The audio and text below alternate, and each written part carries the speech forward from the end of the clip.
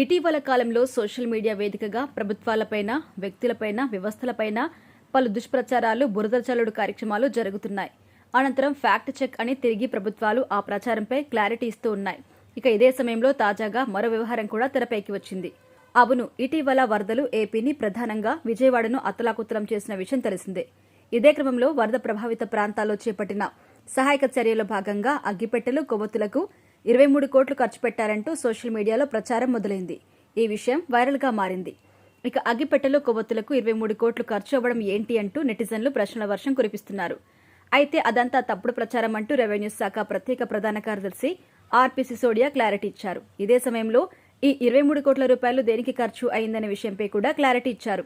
ఇందులో భాగంగా వరద ప్రాంతాల్లో విద్యుత్ సరఫరా లేక అక్కడి ప్రజలు రాత్రి సమయాల్లో తీవ్ర ఇబ్బందులు పడుతుండటంతో మొబైల్ జనరేటర్లను తరలించి సహాయక చర్యలు చేపట్టామని, వరద బాధితులకు కొవ్వొత్తులు, అగ్గిపెట్టెలు కూడా పంపిణీ చేశామని సిసోడియా క్లారిటీ ఇచ్చారు. వీటన్నింటికి కలిపి 23 కోట్లు ఖర్చయిందని, ఇందులో మొబైల్ జనరేటర్లకే ఎక్కువగా ఖర్చయినట్టుగా స్పష్టం చేశారు. అంతే తప్ప సోషల్ మీడియాలో అగ్గిపెట్టెలు, కొవ్వొత్తులకే మొత్తం 23 కోట్లు ఖర్చు చేశాను అనడం పూర్తిగా నిరాధారమని, అసత్య ప్రచారమని సిసోడియా క్లారిటీ ఇచ్చారు.